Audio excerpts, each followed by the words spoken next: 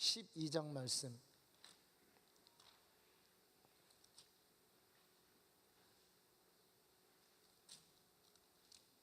12장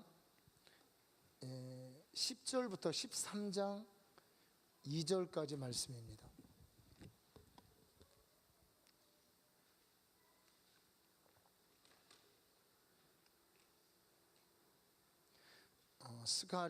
스가랴서 12장 10절부터 13장 2절까지 말씀. 저 한 절 여러분 한 절 함께 번갈아 가면서 읽겠습니다. 우리 거의 구약 성경 거의 마지막 게죠. 우리 말라기 전에 이제 이렇게 있습니다. 내가 다윗의 집과 예루살렘 주민에게 은총과 간구하는 심령을 부어주리니 그들이 그 찌른 바 그를 바라보고 그를 위하여 애통하기를 독자를 위하여 애통하듯 하며 그를 위하여 통곡하기를 장자를 위하여 통곡하듯 하리라.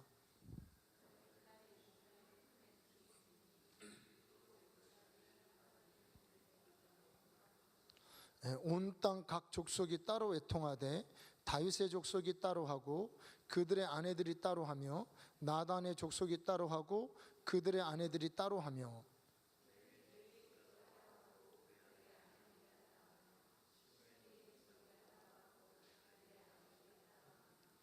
모든 남은 족속도 각기 따로 하고 그들의 아내들이 따로 하리라. 씻는 셈이 다윗의 족속과 예루살렘 주민을 위하여 열리리라. 만군의 야훼가 말하노라. 그날에 내가 우상의 이름을 이 땅에서 끊어서 기억도 되지 못하게 할 것이며 거짓 선지자와 더러운 귀신을 이 땅에서 떠나게 할 것이라. 아멘.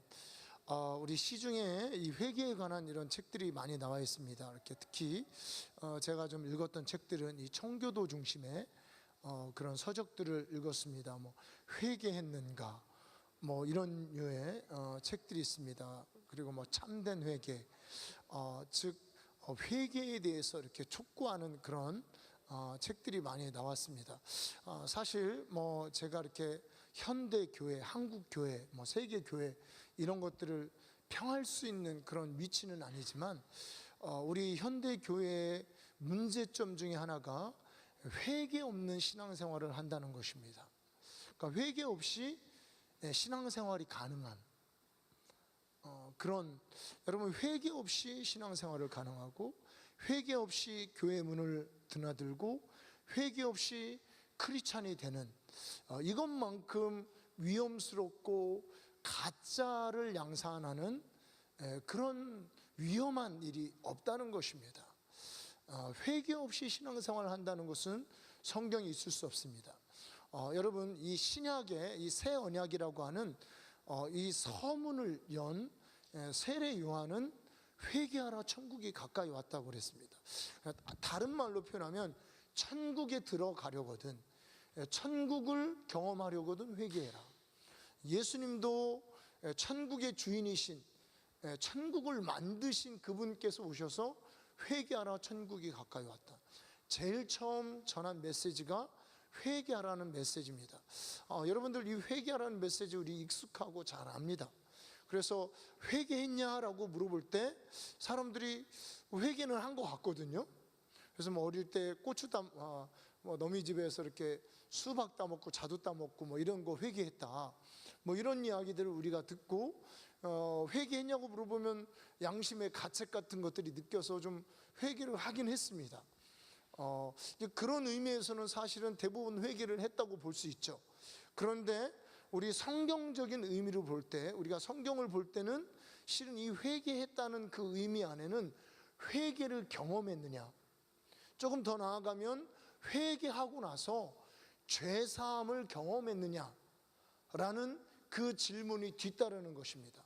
그러니까 이 회개 이후에 예수께서 십자가에서 나의 죄를 위해서 죽으시고 내 죄가 예수의 십자가에서 씻겨지고 용서함 받고 사함을 받았다는 감격과 확신이 함께 가슴에 부어지는 이런 것들이 진정한 참된 회개에는 이어서 다가오는 것입니다. 자, 여러분 오늘 보십시오. 오늘 이 이스라엘 백성들이 회개하는, 애통하고 통곡하는 이런 모습이 나오는데요, 이들의 이 애통하고 통곡하는 현상 가운데에는 하나님께서 그들에게 은총과 간구하는 심령을 부어주셨다고 말씀하고 있습니다. 하나님께서 그렇게 회개케 했다는 것입니다. 나의 개인적인 자의적인, 아니면 나로부터 출발한 어떤 그런 양심의 가책들, 뭐 이런 것에서 약간의 어떤 위안, 양심의 위안을 얻기 위한 그런 회개가 아니고, 하나님께서 부어주시는 본질적인 회개, 하나님께서 부어주시는 진정한 사람을 변화시키는 회개, 이런 회개를 오늘 이들이 하고 있는 모습이 예언되어져 있습니다. 그래서 이들이 회개를 하는데 그 중심이 뭐냐면 그 찌른 바 그를 바라보고, 누구시죠? 예수 그리스도죠. 즉 예수 그리스도를 내가 찔렀다는 그 자각 가운데, 예수님을 십자가에 못 박힌 것은 내가 그렇게 했다는 그런 자각이 그들 안에서 일어난 겁니다. 주님이 십자가에 못 박혀서 벌거벗은 채로 못 박혀 있는 그 부끄러운 십자가, 예수님이 지신 거, 옛날에 그냥 봐도 뭐 그런가 보다 이렇게 하고, 그런 메시지를 들어봐도 뭐 그렇게 죽으셨나 보다 이렇게 생각하고 흘러갔던 그 십자가가 바로 예수님을 내가 죽이고, 그 위에 나도 죽고 주님도 죽고 나도 죽었다라는 이런 어떤 자각, 이런 깨달음, 이런 감동이 그 심령 깊숙한 곳에서 몰려오면서 그 찌른 바 그를 바라보고, 여기 이 바라봤다는 이 단어는 계속해서 바라봤다라는 그런 의미의 단어더라고요. 그러니까 계속해서 그 십자가를 바라보면서 내 가슴 안에 애통하는 마음, 통곡하는 마음, 근심하고 회개하는 마음이 그 안에서부터 일어나기 시작하면서, 이것이 가족별로, 집단별로, 심지어는 세대와 국가별로 계층을 초월해서 회개가 일어나는 이런 모습이 일어나게 되는 것입니다. 바로 이것이 회개를 경험하는 것입니다. 이것이 성경이 말하는 진정한 의미의 회개입니다. 여러분 뭐 이런 얘기를 하면은 회개하면 되지, 무슨 또 회개에서도 단계가 있고 무슨 뭐 회개를 경험하라는 또 뭐 이런 부담스러운 얘기를 하느냐라고 여러분 말할 수 있겠지만요, 우리 사도행전 2장 38절 말씀을 한번 보도록 하겠습니다. 사도행전 2장 38절, 제가 이 거듭남의 메시지를 전하면서 자주 인용하는 이런 말씀인데요, 37절 38절 보면, 그들이 이 말을 듣고 마음에 찔려 베드로와 다른 사도들에게 물어 이르되, 형제들아 우리가 어찌할까 하거늘 베드로가 이르되, 너희가 회개하여 각각 예수 그리스도의 이름으로 세례를 받고 죄 사함을 받으라. 그리하면 약속의 성령을 받으리니. 지금 베드로가 전한 메시지는, 예수님은 죄가 없고 의로운 분이고 하나님이 보내신 메시아인데 너희가 죽였다는 겁니다. 너희가 법 없는 자들, 이방인들의 손을 빌려서 너희가 죽게 했다, 이 얘기를 전하니까 이 말을 듣고 그들의 마음에 찔림이 온 겁니다. 하나님 말씀을 듣고 내가 죽게 했구나, 이 의로운 분을 정신없이 아무 생각 없이 그냥 살아가다가 어느 날 이 베드로의 설교를 듣고 그 마음에 찔림이 온 겁니다. 그러면서 어찌할꼬라고 물어보고 있습니다. 그럴 때 즉 말씀에 반응하는 거죠. 첫 번째 이 믿는 자들이 생기기 시작한 것입니다. 예수님의 12 제자 외에, 예수님을 따랐던 그들 외에 정말 첫 번째 믿는 의미, 성경적 의미에서 이제 교회가, 신약적 의미에서 교회가 시작이 되는 거예요. 어찌할꼬 할 때 즉각적인 베드로의 메시지는 뭐냐면, 너희가 회개하여 각각 예수 그리스도의 이름으로 세례를 받고, 그러니까 이 믿음, 이 세례는 믿음을 고백하는 거죠. 이 믿음을 고백하는 그 의식, 믿음을 고백하는 그 의식 전에 무엇을 이야기하고 있습니까? 입교 의식 전에 회개하라고 말씀하고 있습니다. 회개하고 예수 그리스도의 이름으로 세례를 받고, 그러면 따라오는 것이 뭐냐면 죄 사함을 받으라 라고 얘기합니다. 뭐 당연한 거죠. 뭐 회개하면 죄 사하겠지. 회개하면 주님이 뭐 용서해 주시겠지. 그건 뭐 그러겠죠, 그죠? 회개하면 용서해 주시겠지. 근데 여기에서 말하는 이 죄 사함이라는 것은 오늘 조금 더 나가겠지만 이거는 죄 사함을 경험하라는 이야기입니다. 그러니까 그냥 우리가 관념적으로 머리로 용서했겠지 하고 스스로 마음의 위안을 얻는 그런 차원이 아닌, 스스로 양심의 가책을 떨쳐버리는 차원이 아닌, 하나님이 주시는 십자가의 능력으로부터 오는, 그 십자가의 권능으로부터 오는 성령의 능력과 함께 부어지는, 우리 하나님께서 인생에게, 범죄한 인생, 지옥에 갈 수밖에 없는 죄인들에게 주시는, 우리 하나님이 주시는 가장 놀라운 선물, 하나님이 주시는 하늘의 장벽을 무너뜨려서 나와 하나님 사이에 늘 죄로 인해서 막혔던 그 장벽을 헐어서 이 죄인에게 부어주시는 죄사함의 은총과 사랑을, 그 사랑이 부어지는, 이것을 말하는 것입니다. 그래서 바로 이 죄사함을 받으라라는 이 말씀과 함께 이어지는 그리하면 성령의 선물을 받으리니 라고 되어 있습니다. 이 회개하고 죄사함을 받은 사람에게 곧바로 이어지는 것이 뭐냐면 성령의 선물을 받게 된다는 겁니다.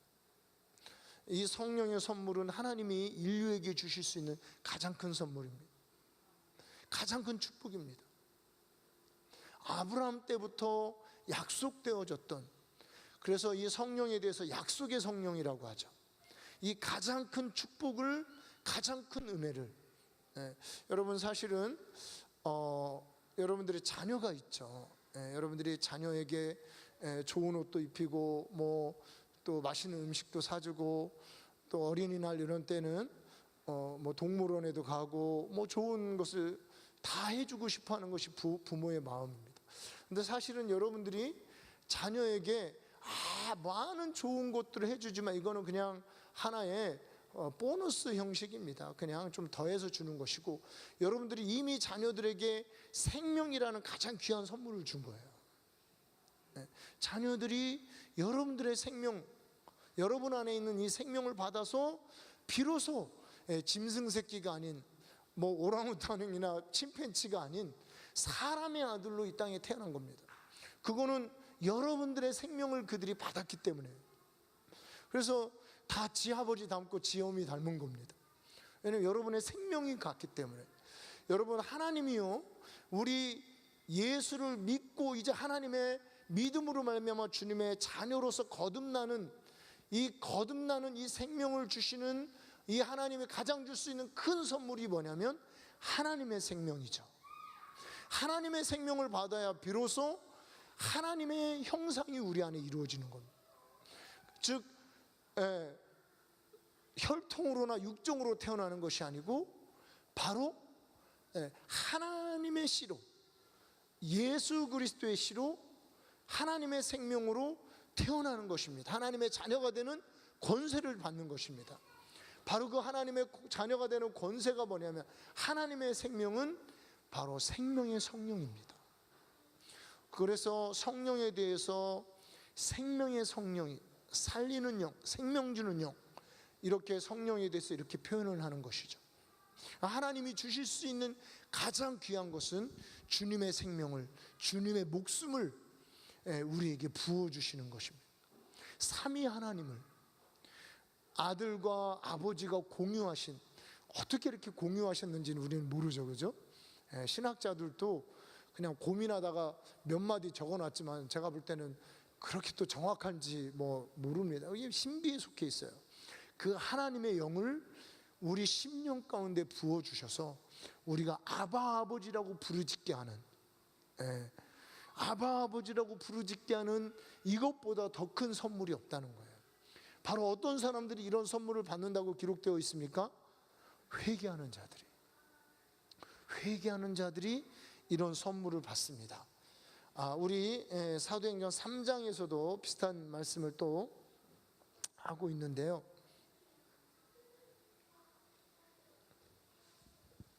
3장 19절 말씀입니다. 그러므로 너희가 회개하고 돌이켜 너희 죄 없이 함을 받으라. 이같이 하면 새롭게 되는 날이 주 앞으로부터 이룰 것이며, 이렇게 되어 있죠. 이 3장은 이제 이 베드로의 그 기적, 안진뱅이를 일으킨 이 기적을 보고 모인 그 2장에 있는 무리들과 오순절 기적을 보고 모인 그들과는 좀 다른 무리들입니다. 남자만 5천 명이 모일 아주 큰 사건이었죠. 이 모인 이들에게 베드로는 똑같은 메시지를 전합니다. 그렇다는 것은 이것은 거의 정설이 되어 있는, 그러니까 그 입교 의식, 즉 그들을 참다운 형제로 교회의 멤버로 받아들이는 그 입교 의식에서, 이거는 뭐 그 베드로 사도가요, 어떻게 보면 첫 번째 기초서가 아닌가요, 그죠? 그 베드로 사도가 그 3천 명이 돌아올 때, 5천 명이 돌아올 때 동일한 메시지를 어떻게 선포하냐면, 너희가 회개하고 돌이켜 너희 죄 없이 함을 받으라. 자, 2장에는 너희가 회개하고 돌이켜서 세례를 받으라. 주 예수 이름으로 세례를 받으면 죄 사함을 얻을 것이다. 이거를 회개하고 돌이켜 죄 없이 함을 받으라, 이렇게 간략하게 얘기한 겁니다. 똑같은 얘기예요. 회개하고 돌이켜서, 여기서는 이제 돌이키는 게 나오죠. 회개하고 돌이켜서 죄 없이 함을 받으라. 이같이 되면 2장에는 어떻게 됐습니까? 무엇을 받게 되죠? 2장 38절에서는 성령의 선물을 받고, 3장에서는 뭐를 받습니까? 새롭게 되는 날이. 그러니까 이 성령의 선물은 다른 표현으로는 우리가 새롭게 되는 겁니다. 새로 태어나는 것이고, 새 생명을 얻는 것이고, 마음이 새로워지는 것이고, 과거와 단절하는 것이고요. 과거에 할 수 없는 것들을, 중독들을 끊어내고 우리 하나님 앞에 결단하고 의로운 삶을 살 수 있는 그 출발점이 새롭게 되는 날이, 이게 어디서 나옵니까? 주 앞으로부터. 내 개인적 확신이나 개인적 위안이나 약간의 감동이나 이런 게 아니고, 무엇이라고 얘기했습니까? 새롭게 되는 날이 어디에서 와요? 주님께로부터, 주님 임재로부터 이렇게 오는 것이라고 말씀하고 있습니다. 여러분, 이게 회개입니다. 우리가 이 회개를 통해서 이러한 것들을 경험하는 겁니다. 이런 것이 없이 회개했다고 하는 것은 하나의 어떤 자신의 어떤 종교적인 그 뭐 죄, 또 뭐 이렇게 좀 이렇게 죄가 걸리죠. 뭐 껄쩍지름한다 그러나요? 뭐 우리 전라도 말에 뭔가 이렇게 걸리는 거예요. 이게 뭔가 이렇게 좀 이거 조금 회개 안 하면 좀 미안하고 뭔가 잘못될 것 같고, 이러니까 이제 입술로 잠깐 회개하고, 그것도 뭐 안 하는 것보다 낫겠죠. 그러면서 스스로 주님이 용서했겠지 하는 이런 차원이 아니고, 오늘은 뭡니까? 회개하면 죄 사함과 죄 없이함. 죄 없이함이라는 이 말은 이게 기독교적인 이 용어가 되었습니다. 죄 씻음이라고 하는 이 청교도 쪽에서 나오는 이 교리인데, 실제로 죄가 씻어지는 거예요. 우리가 이렇게 오물로 이렇게 더러워진 옷이라든가 몸을 비누를 통해 씻으면 이렇게 깨끗게 씻어지잖아요. 이런 것처럼 우리 안에 깊이 박힌 이 죄를 씻어버리는, 이 회개하면 죄를 이렇게 씻어버릴 수 있답니다. 죄를 없이 할 수 있다는 거죠. 이렇게 되면, 이렇게 죄 없이함을 받고 우리가 새롭게 되는 날에 인생이 새로워지고, 마음이 새로워지고, 영혼이 새로워지고, 사람들과의 관계가 새로워지고, 이런 새롭게 되는 날이 주 앞으로부터 임할 것이라고 베드로 사도는 이렇게 선포했고, 실제로 초대 교인들은 이런 회개를 하고 이렇게 회개하면서 신앙생활을 하게 된 것입니다. 사실은 이 초대교회의 주 메시지입니다. 그런데 우리가 어느 날부터는 이런 이 회개의 메시지, 이 진정한 회개를 경험하도록 하나님의 자녀들, 하나님의 백성들을 믿고 돌아온, 얼마나 여러분 어렵습니까? 이 믿고 돌아온다는 이 믿음을 가졌다는 거. 저도 이 굉장히 어려웠어요. 믿음을 가졌다는 거, 쉬운 일이 아닙니다. 우리 평생 불교 믿고 평생 뭐 다른 종교 믿고 무당 쫓아다니고 뭐 구타로 다니고 그리고 뭐 도박하고 술 먹고 나이트클럽 가고 뭐 그런 거 저는 이제 그 전에 믿었지만 그러고 살다가 여러분 그런 거 끊고 교회에 나오는 이 자체가 굉장한 결단이 이게 사람이요 완전히 바뀌는 거예요. 이 지동선이 천동설이 지동설로 이렇게 바뀌는 그런 변화가 실은 이 예수 믿고 결단하고 주님께 나오는 이 자체가 너무 놀라운 거예요. 이런 사람들이 그 결단하고 돌아온 사람들이 회개를 경험하고 용서를 경험하고 하나님의 사랑을 경험하도록 인도하는 이 과정이 교회에서 생략됐다는 거예요. 늘 하는 얘기가 입술로 한번 고백하면 됐다는 거예요. 어디서 입술로 한번 고백하면 영혼이 천국 간다는 말이 어디 나옵니까? 로마서에 나오는 내 마음으로 믿어 의를 입으로 고백하여 구원에 이른다. 그냥 그거 하나 가지고 그 말씀을 그 마음으로 믿고 입으로 고백하는 것이 어떤 것인지 보완해주는 이런 말씀들, 이런 신뢰들이 성경에 많이 있는데요. 그거 싹 빼고 본인들이 믿고 싶은 대로 믿는 겁니다. 그냥 그 힘들잖아요, 그잖아요. 우리 회개하고 여러분 이 회개라는 게 제가 재미난 과거에 우리 하늘에 속한 사람이라는 책이 한번 한국 교회를 강타를 했었습니다. 이 하늘에 속한 사람, 중국의 지하교회의 그 윈 형제, 뭐 또 수 형제 이런 분들, 이제 그 교회는 이제 뭐 목사 이러지 않고 다 이제 형제로 이렇게 하면서 아주 전도하면서 순전하고 전도 활동을 하는 이제 이분들이 이렇게 책을 쓰면서 참 굉장히 그 충격을 받고 야 신앙생활을 참 이렇게 해야 되는구나 이런 생각을 했는데 어느 날 시간이 지나니까 슬슬 교계에서 어떤 말이 나오냐면 그 사람들이 이단이래요. 윈 형제, 수 형제가 이단이래요. 그래서 왜 이단이냐 그러니까 이들이 파가 그 성경적이지 않은 가르침을 가르친다. 그래서 이제 그거를 제가 좀 읽어봤습니다. 그 아티클을 읽어봤는데 그들이 이제 이런 걸 가르쳤다는 거예요. 어떤 걸 가르쳤냐면 이제 예수를 처음 믿으면 회개를 하기 시작하는데 3일 동안 창자가 끊어지도록 이제 그들이 그렇게 시킨다는 거예요. 창자가 끊어지도록 3일 동안 울고 그렇게 이제 회개를 시킨다는 거죠. 그러고 나면은 3일간 울면서 회개를 하고 나면 그렇게 이제 시키고 나면 무엇이 임하냐면 하늘의 기쁨이 임한다는 거예요. 그래서 이들이 꼭 그 입교 의식 가운데 그런 것들을 시킨대요. 그래서 이제 그래가지고 이단이라는 거예요. 근데 여러분 좀 우리도 3일간 울고 좀 회개 좀 하고 하늘의 기쁨이 좀 임해서 그 예수 믿지 않고 죽어가는 영혼들에 대한 이 간절한 심정을 받아가지고 우리도 그 모진 핍박을 뚫고 전도 좀 했으면 좋겠어요. 그죠?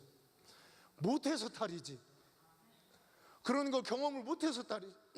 내가 볼 때 뭐 이단 아니네. 제가 보면서 물론 이제 그거를 강요하는 거 막 3일간 막 회개. 그러니까 제가 볼 때 그 수형제 이분들이 그런 전도를 하면서 경험을 한 거예요. 그러니까 그 인생에서 그 얼마나 그들이 중국인들이요 용을 숭상하고 조상을 숭배하고 또 공산주의부터 해가지고 그런 것들이 얼마나 많았겠습니까? 아시아 사람들이. 그러니까 이 사람이 예수를 믿을 때 그런 걸 경험한 거니까 회개를 하면서 밤낮 사흘간 막 식음을 이렇게 철폐하고 금식하고 회개하고 이러면서 그런 이제 이 죄 사함의 확신. 이 죄 사함의 확신을 그렇게 받은 거예요. 이렇게 받으니까 이들이 누가 가르쳐주는 사람이 없으니까 단순하게 이제 그렇게 가르치는 거예요. 니들도 해봐. 그러면서 처음 입교하면은 이제 막 3일간 금식시키면서 회개시키고 그렇게 하니까 진짜 막 그 눈물 콧물 다 쏟아내고 나서 죄 사함, 주님이 내 죄 때문에 이 무서운 내 영혼을 반드시 지옥에 끌고 갈 이 흉악하고 이 무서운 영혼, 이 죄, 이게 떨어지지도 않아요. 이게 딱 붙어가지고 이 흉악한 죄를 용서하시고 씻어주시기 위해서 예수님께서, 하나님의 아들이 십자가에 못 박혀 그 수치를 당하고 그 고통을 당한 이거를 바라보면서 그 감격과 은혜와 사랑이 가슴에 밀려오는 거죠. 우리 조용기 목사님 우리 찬송에 고백한 것처럼, 조용기 목사님 주의 사랑 깊고 크셔라, 내 영혼에 파도같이 밀려온다. 저는 그 찬송을, 이거는 틀림없이 경험했다. 내 영혼에 파도같이 하나님의 사랑이 밀려오는 거예요. 이거 틀림없이, 이거는 그냥 시로 쓴 게 아니고 경험한 걸 썼다.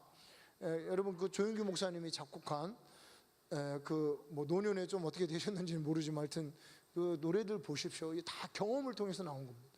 찬송가들은요, 신앙적인 경험을 기록한 겁니다, 이 찬송가는.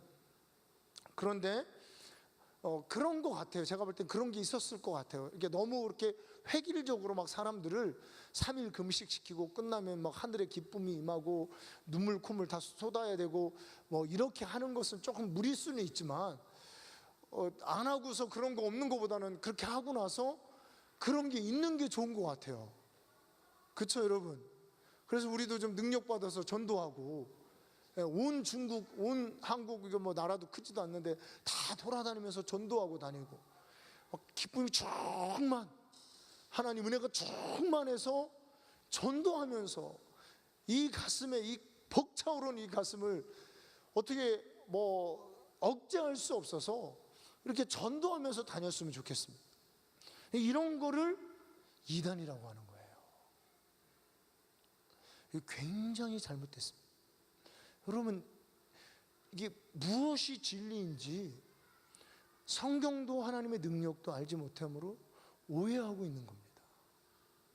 하나님이 말씀 안에 명백하게 보여져 있는 이 말씀을 오해하고 있습니다. 자, 오늘 이것이 기독교의 입교 의식에 아주 중요한 하나의 패턴이었다라는 말씀을 드렸습니다. 자, 우리가 처음 읽었던 본문 말씀, 스가랴 12장 말씀으로 가보겠습니다.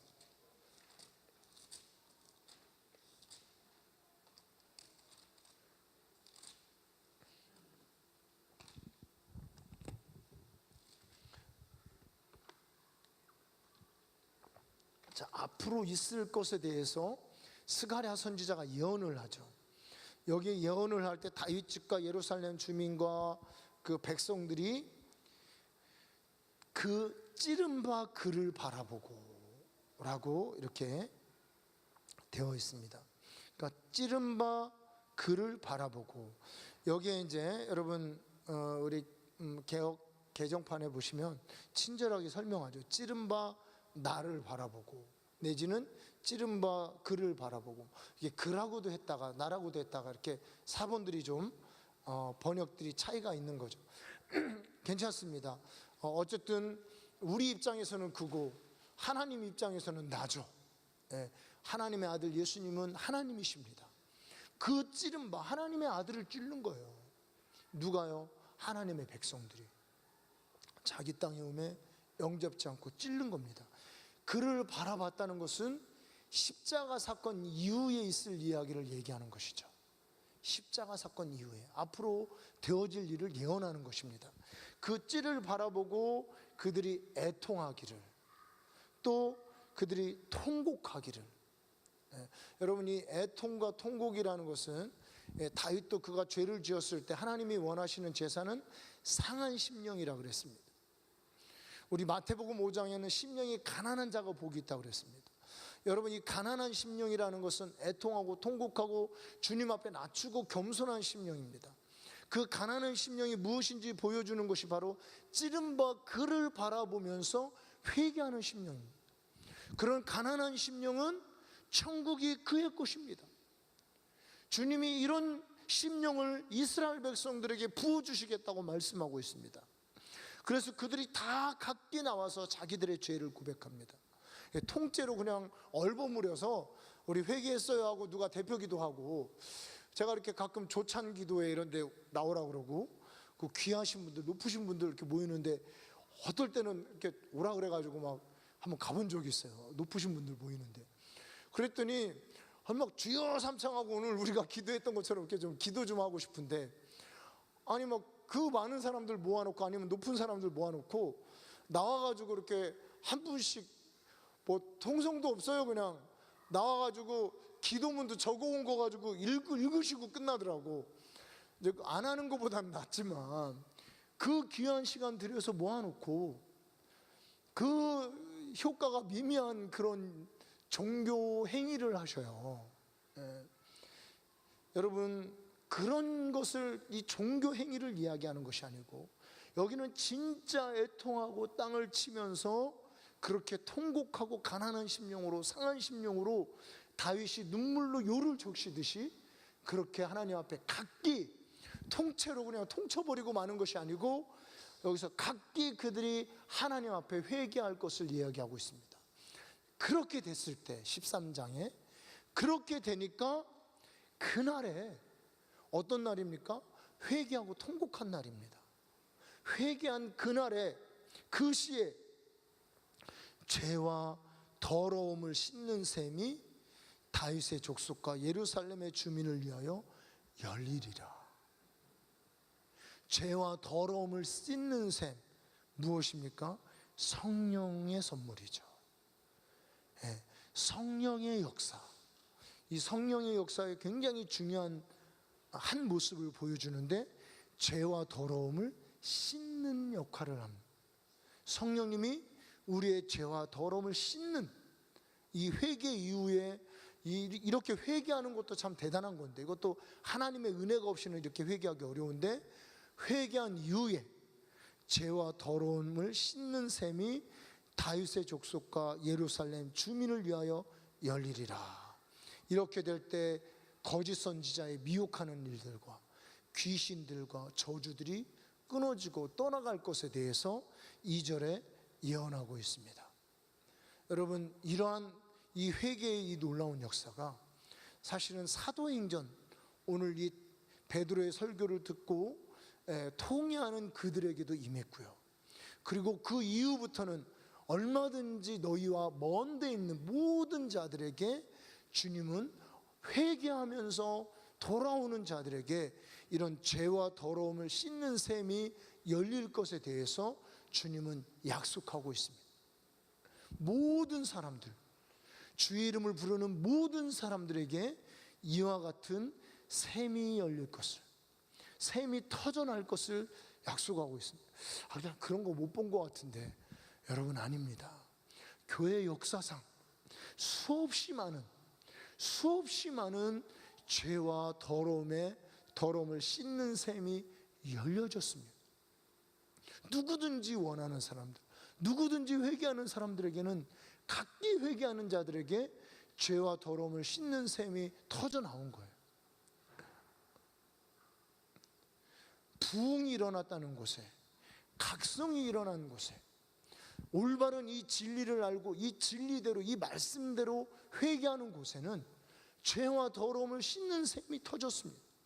웨슬리 때 터졌고요, 또 휘필드 때 터졌고요.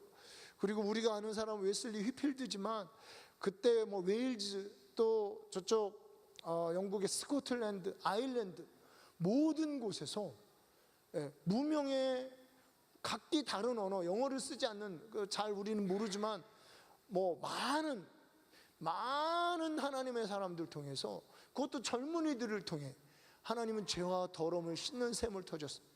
이걸로 끝났느냐? 아닙니다. 이것이 미국으로 갔고요. 1차 대각성, 2차 대각성, 3차 대각성이 일어나요.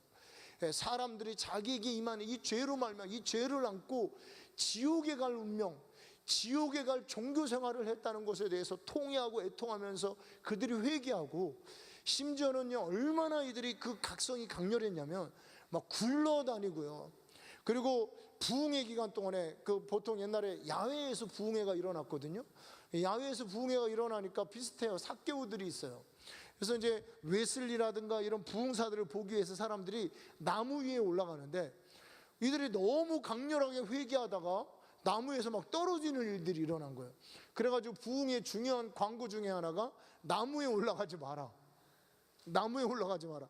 왜냐하면 막 거기서 이렇게 절도를 했습니다. 진짜로. 그 지옥의 무서움이 너무 실제적으로 이 죄 때문에 지옥 갈 그 운명이, 자기가 그런 인생, 그런 삶을 살았다는 이 각성이 일어나니까 얼마나 무서웠냐면, 성령님이 생생하게 지옥을 곧 떨어질, 우리 조나단 에드워즈 같은, 너희들 당신들 지금 문 열고 가다가 죽으면 이 중에 지옥 갈 사람들이 태반인데, 당신들 회개하지 않고 문 열고 나가다가 이제 지옥 갈 텐데 어떻게 하겠느냐 라는 이 지옥에 대한 너무 생생한 이 메시지를 들으면서 사람들이 기절하고 실신하고 절도하고, 너무 이 양심의 가책이 고통스럽고 아파서 막 이렇게 굴러다니고요. 진짜 여러분, 옛날에요, 우리나라도 그 부흥회 때 부흥 강사들이 참 어떻게 보면 참 신학도 약하고 여러 가지가 약한 분들이었지만, 그들이 성령 충만하게 선포한 그 메시지를 들으면서 이들이 그 회개하고 성령의 불을 받고 막 그냥 굴러다니고 그런 일들이 있었어요. 한국에도 그런 일이 있었습니다. 근데 세계에도 그런 일들이 있었어요. 이러면서 그들이 회개하는 이런 역사들이 기독교 역사의 면면이 이어졌다는 거예요. 저는 뭐 우리가 영국을 잘 모르지만 마틴 로이드 존스 목사님 같은 분의 이런 이제 책을 보면 10년마다 부흥이 있었다. 10년마다. 그러니까 10년마다 부흥이 있었다는 겁니다. 안 믿어지죠. 우리는 여러분 몇 년이었죠? 우리가 어게인 1907. 그래서 오라 뭐 1907이요. 그래가지고 특히 그 100년 되는 해 2007년에 굉장히 기대했어요. 또 회개도 나름 좀 많이 하고 막 그런 집회들 쫓아다니고, 우리 보령에서도 그런 팀들 와가지고 같이 기도도 하고, 그래서 그분들이 그랬대요.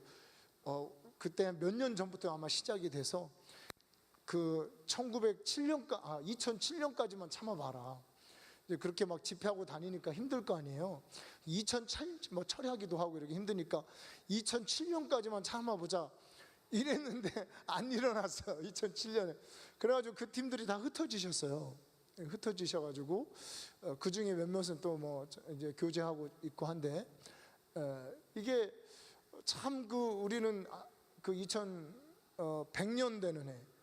그런데 실은 뭐 그 1907년만 부흥은 아니죠. 이렇게 제가 교회사를 연구해 보니까 1950년대, 1907년 못지않은 부흥운동이 일어났습니다. 오순절 부흥운동, 성령의 역사가 나타나는 이제. 근데 이런 거는 이제 저쪽에서 치고 싶지 않아 합니다. 장로교 쪽에서는. 왜냐하면 자기네들은 오직 그 1907년만 치고, 이런 1950년대에 있었던 이 막 성령의 역사들, 거기서도 회개가 있었고 비슷한 역사가 있었는데, 이 1950년대 부흥은 이제 치진 않습니다. 그런 의미에서 보면 1950년대나 70년대까지는 그런 역사들이 있었어요. 부흥회 때, 집회 때, 교회들이 예배하다가, 제가 이제 듣기로는 여기 홍성 성결교회 여러분 아시죠? 아마 홍성에서 제일 큰 교회예요. 그 목사님 아들이 여기 대천 성결교회 목사님이신데, 그 홍성 성결교회는 아주 놀라운 역사가 있었대요. 그러면서 그 목사님이 부흥회를 가면 성도들이 꼭 교회에 와서 철야 기도를 하는데, 철야 기도를 하는데 믿거나 말거나 합니다. 제가 여러 사람한테 들었어요. 그 교회 부목사님한테도 듣고, 뭐 다른 또 그 교회 출신 집사님, 뭐 이렇게 권사님 이런 분들한테 들었는데, 이제 부흥회를 하는데 이렇게 하늘에서 뭐가 툭 떨어지더래요. 그래서 이제 쥐똥인 줄 알았대요. 그래가지고 얼른 막 이렇게 해가지고 버렸대요. 버렸는데 또 떨어지더래요. 그래서 이렇게 버리려고 보니까 쥐똥이 아닌 것 같더래요. 그래가지고 그걸 먹어봤더니 맛있더래요. 뭐 가시 같고 뭐 맛나 같기도 하고, 하여튼 뭐 그런 일이, 아주 그런 신기한 일들이 있었대요. 그 교회가 지금 이제 홍성에서 제일 큰 교회입니다. 성결교회. 여기 뭐 대천 성결교회는 그 담임 목사님 이제 아들이셨죠. 이분이 이제 대천 성결교회도 뭐 큰 교회죠, 우리 보령에서. 그러니까 이런 역사들이 있었다는 거예요. 때로는 신비하고, 때로는 어떤 놀라운 회개와 진정한 하나님을 향한 사랑들, 이런 것들을 경험하는 역사들이 있었다는 겁니다. 그러면 오늘 우리가 이것을 경험하지 못하고 있다. 오늘날 한국교회가 그냥 뭐 그런 게 어딨어 이러고 있다라면 여러분 무엇이 부족한 겁니까? 무엇이 안 된 거예요? 첫 번째 단추가 회개하지 않았다는 거예요. 회개가 부족했다는 겁니다. 하나님이 보실 때 오늘 이처럼 스가랴서 12장 10절부터 있는 은총과 간구하는 심령을 부어주어서 그 찌른 바 그를 바라보고 애통하되 독자를 위하여 애통하듯, 무슨 얘기냐면 내 하나밖에 없는 외아들이 십자가에 달려 있는 것과 같은 그런 심정으로, 그거를 바라보는 심정으로 그렇게 애통하는 이런 회개, 이런 통곡. 하나님은 하늘에 계시지만 온 땅을 두루 살펴서 간절히 주님을 찾고 겸손하고 애통하게 기도하는, 간구하는 이런 사람들을 하나님 기도를 들어주신 하나님께서 오늘 이런 모습으로 마치 십자가의 예수를 바라보면서 그냥 늘상 아는, 늘 보는 뭐 그런 가바가 아니고 내 아들이 그곳에 달려있는 것과 같은 독자를 위해서 애통하고, 그리고 장자를 위하여서 통곡하고. 여러분 바로도요, 장자 잃었을 때는 생각이 바뀌었어요. 일시적이지만 내가 큰아들이 그곳에 못 박혀 있는 것처럼 그런 동일한 심정으로, 말로만 믿음으로만 주와 함께 죽고 나도 살았어, 믿음으로만 이렇게 복음을 고백하는 것이 아니고 마치 그곳에 내 아들이, 내 장자가 달려있는 것 같고 진짜 내가 못 박힌 것 같은 그런 심정으로 애통하고 회개하는 곳에, 바로 그런 심령이 있는, 그런 낮아진 가난한 심령이 있는 곳에 주님은 죄와 더러움을 씻는 셈을 터쳐 주시겠다고 말씀하고 있습니다. 이게 부족했던 거예요. 여러분 지금도 바로 이곳에서 우리 각 사람이요, 이런 회개, 이런 간절한 마음, 이런 가난한 마음으로 주님 앞에 나오면 주님이 위로부터 부어주시는, 새롭게 하는 날이, 하나님 임재로부터 주시는 성령의 선물이, 그리고 하나님 깊은 곳에서 하나님 보좌로부터 흘러나오는 죄와 더러움을 씻는 셈이 열리게 되는 것입니다. 터져나오게 되는 것입니다. 미혹해하는 영들과 거짓 선지자들과 더러운 귀신들이 우리 집 근처에는 얼씬도 못하게 되는 것입니다. 그 시작이 이 진정한 회개에서 시작이 되는 것입니다. 여러분 그래서 이러한 의미에서 우리는 회개를 경험하셔야 됩니다. 죄사함을 경험하셔야 됩니다. 죄 씻음을 받으셔야 돼요. 반드시 열립니다.